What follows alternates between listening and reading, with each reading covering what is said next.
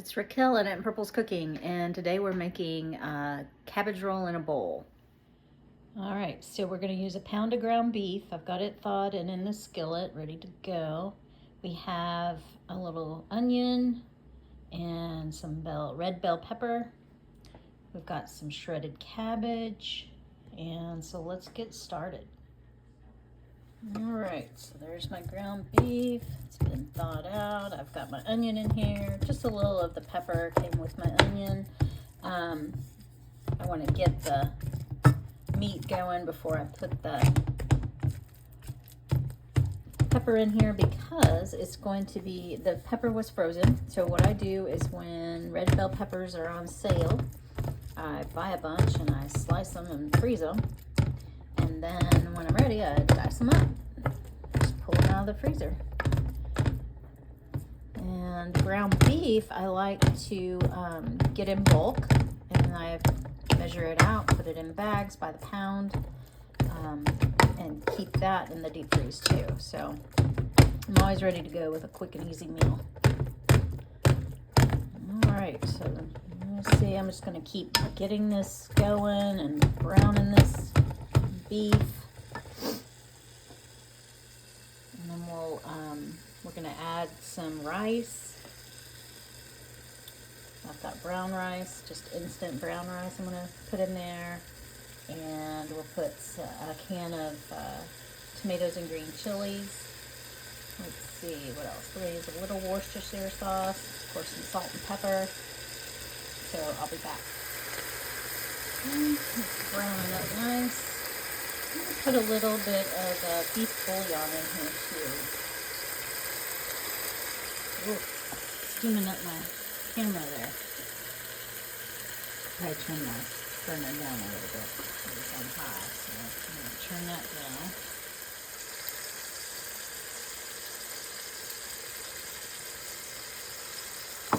And that beef bouillon's going to give it good flavor. Ground beef is not quite done, but it's getting there. We've got pepper and our seasoning salt added, or not seasoning salt, but that would be good in here too. Beef bouillon for salt. Got that. All right, we're gonna dump in just a little rice. You can see I'm not really measuring, but I would say it's probably about a third of a cup or so. I want it to get in that oil and grease that's in there from the beef, and then it'll get seasoned with the bouillon and the onion. And then I'm going to go ahead and put the rest of the peppers in there. Like I said, they're still a little frozen, so they're going to have some moisture, but that's okay. We're going to need it when we dump in the cabbage. Okay. The great thing about this recipe is that you can use as much or as little of things as you like. It's just sort of it's a one-pot meal, and you can put more or less rice in there. If you like onion, put more onion in there. If you like, more pepper, more whatever, just put it in there. It's going to be fine. Okay, I went ahead and added some more rice in there because it was sort of towards the end of that box, and I wanted to go ahead and finish it instead of leaving that little dab. So like I said, you can add more or less. I've also put all the red peppers in now. Red bells. You could add more, you could add green, whatever you like. And now we're going to go ahead and dump in. I think the meat is pretty well done. Looking, looks pretty good. So we're going to add the tomatoes with green chilies.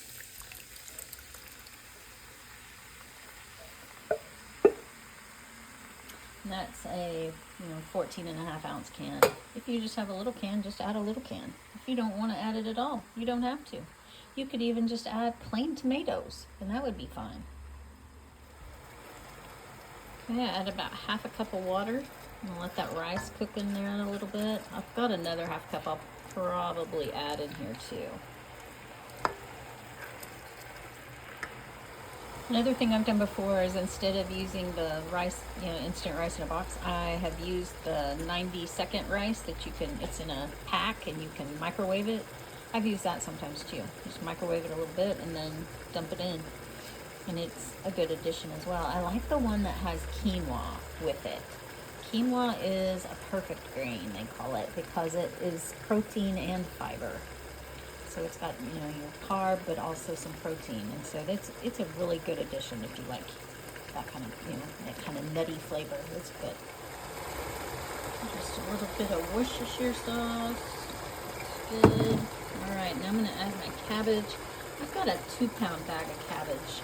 Usually I just get one, but we were at Sam's, so we got the big bag. I don't know if I'll dump it all in there or not. It can take a lot. I've also used, you know, a head of cabbage and just chopped it up myself. So I think it can take that. That cabbage is going to shrink a lot, y'all. So it probably could take it, but I don't know if I'll put it all in there. I may use some of it for something else. I'm going to put this on medium heat. If I can get it to turn down. There we go. A bunch of cabbage in here. So I'm just going to add a little more. I think I'm going to go ahead and put the rest of this water. I want that rice to get soft. The cabbage will help. Like I said, it's going to, that water's going to come out of that cabbage. It's going to cook down. Now I'm just going to let this sit for a minute. I'm going to put the lid on it so that it, you know, heats up that cabbage there on the top, and we're going to let that cook for a few minutes, and then I'm going to stir it and see how it's doing. But right now we just want to get that cabbage cooked in there. Make sure our rice gets cooked. Okay, when I took the lid off, it smelled a lot like cabbage.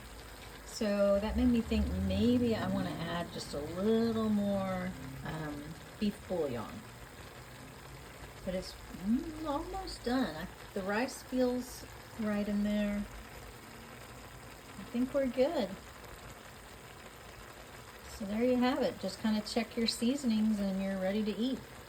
I eat a lot of meals in bowls because I like one-pot meals.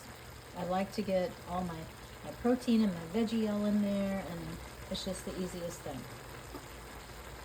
So I hope you enjoyed this. If you did, give it a like and tell your friends. Thanks.